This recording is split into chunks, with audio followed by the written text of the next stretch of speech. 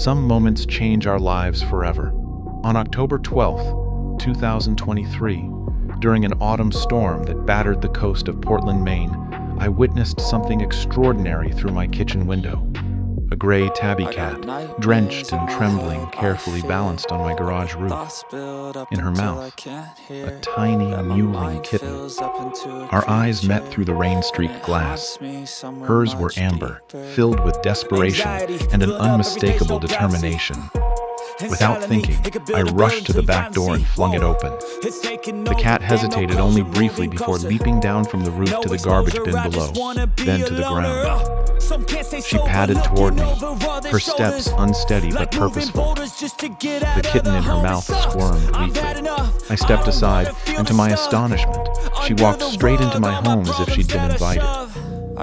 Once inside, she gently placed the kitten, an orange ball of fluff barely larger than my palm, onto the throw rug in my living room. Then, without a backward glance, she darted back out into the storm. Confused, I knelt beside the tiny creature. Its eyes were barely open, its small body shivering with cold. I quickly wrapped it in a hand towel from the kitchen, rubbing gently to warm it. 20 minutes later, while I was heating a small dish of milk, I heard a scratching at the door. There she was again, the same tabby, with another kitten dangling from her mouth. This one was gray like its mother, but with white paws like tiny socks. "What are you doing?" I whispered, as she deposited the second kitten beside the first, and immediately turned to leave again. This scene repeated itself 3 more times over the next hour. Each journey seemed more difficult than the last. The tabby's movements grew slower, her breathing more labored as she delivered her third kitten, Calico, fourth, black with white chest, and finally, a tiny fifth one, the runt, with fur a mix of orange and gray patches. After placing the last kitten with its siblings, the mother cat collapsed on the rug beside them. Her sides heaved with exhaustion, her fur matted and thin in patches. Only then did I notice how emaciated she was beneath her damp coat, ribs clearly visible, her face gaunt despite her swollen mammary glands. The kittens, now 5 in total, crawled blindly toward their mother's warmth. She curled around them as best she could, her purr surprisingly strong despite her evident weakness. I called the only veterinarian I knew who might answer so late, Dr. Eleanor Morgan, an old college friend who ran a small animal hospital across town. "Bring them in first thing tomorrow," she said, after I explained the situation. "Keep them warm tonight, and if you have an eyedropper, you might try giving the mother some water. She sounds dehydrated." That night, I slept on the couch beside the improvised nest I'd made from an old laundry basket and several soft blankets. Every few hours, I woke to check on the unusual family that had literally dropped into my life. The mother cat accepted small amounts of tuna and water, though she seemed more concerned with ensuring her kittens were nursing than with her own needs. By morning, the storm had passed. In the clear light of day, I could see just how poor the mother cat's condition truly was. What I'd taken for matted fur revealed patches of skin with no fur at all. One ear was tattered, and a scar ran across her nose. This wasn't just any stray. This cat had lived a hard life on the streets. At Dr. Morgan's clinic, the examination room fell silent as she checked each kitten methodically, then turned her attention to the mother. "The kittens are about 2 weeks old," she finally said, her expression careful as she palpated the mother cat's abdomen. "They're underweight, but otherwise healthy." She continued her examination, drawing blood and checking the mother cat's gums and eyes. With each minute that passed, her expression grew more somber. "What is it?" I asked, dreading the answer. Dr. Morgan sighed. "This cat is very sick.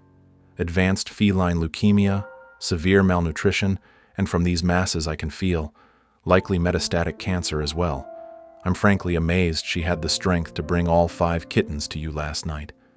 That kind of journey in her condition."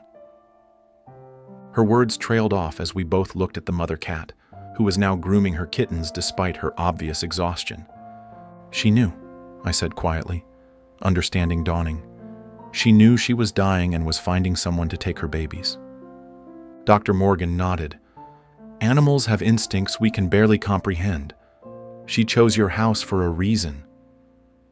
I named her Sage that afternoon, for the wisdom she'd shown in ensuring her kitten's survival before her own time ran out. The next 2 weeks transformed my quiet bachelor existence into a whirlwind of feeding schedules, veterinary visits, and late-night kitten care. The 5 little ones, whom I named Rain, Storm, Autumn, Ember, and Tiny Piper, the runt, grew stronger each day. They graduated from wobbly first steps to playful tumbling across my living room floor. Sage watched it all with evident satisfaction, though she grew weaker despite the medications Dr. Morgan had prescribed. She spent most days in the sunny spot by my living room window, purring when I stroked her head or when her kittens curled against her dwindling frame. On October 30th, as the first real chill of approaching winter crept through Portland, I woke before dawn with an inexplicable sense of change. The house felt different somehow. I found Sage not in her usual spot, but positioned carefully in the center of the kitten bed, her 5 children sleeping in a pile against her side. Her eyes met mine, those same amber eyes that had looked so determined on that rainy night, but now they held something different, a peaceful acceptance. I sat cross-legged on the floor beside her, gently running my hand along her back, feeling each vertebra beneath my fingertips. "You did it," I whispered. "They're safe now. They'll always be safe." Sage blinked slowly at me, that special cat communication that ethologists now recognize as a sign of trust and affection. Then she stretched one paw over her kittens protectively and closed her eyes, her breathing growing shallow. I stayed beside her as morning light gradually filled the room. The kittens woke and nursed one final time, while Sage used the last of her strength to clean each tiny face. Then, as sunlight finally reached their bed, Sage took one final breath and was gone. Her mission completed, her legacy secured in the 5 small lives that would now be my responsibility. Dr. Morgan came to the house that afternoon to help me with Sage's body. We wrapped her in her favorite blanket with a sprig of catmint from the garden. "In 15 years of practice," Dr. Morgan said, watching the kittens play obliviously around our feet, "I've never seen anything quite like what she did." "What do you mean?" "Most feral cats in her condition would hide away to die alone, but she used every last ounce of her strength to save her babies instead." She touched my arm, and somehow, she knew exactly which house to choose. As November turned to December and the kittens grew into chubby, playful balls of energy, I often thought about the journey Sage had made on that stormy night. How many houses had she passed? How had she known my door would open? Had she seen me feeding neighborhood strays? Or was it some deeper instinct that led her to my roof? I'll never know what guided her paws to my home, but I'm forever grateful for her choice. The 5 kittens, now healthy, vaccinated, and microchipped, have transformed not just my living space, but my entire perspective on what family means. On Christmas Eve, as snow fell quietly outside, I placed a small granite marker in the garden beneath the window where Sage had spent her final days. It reads simply, "Sage, she saved 5 lives with her last journey."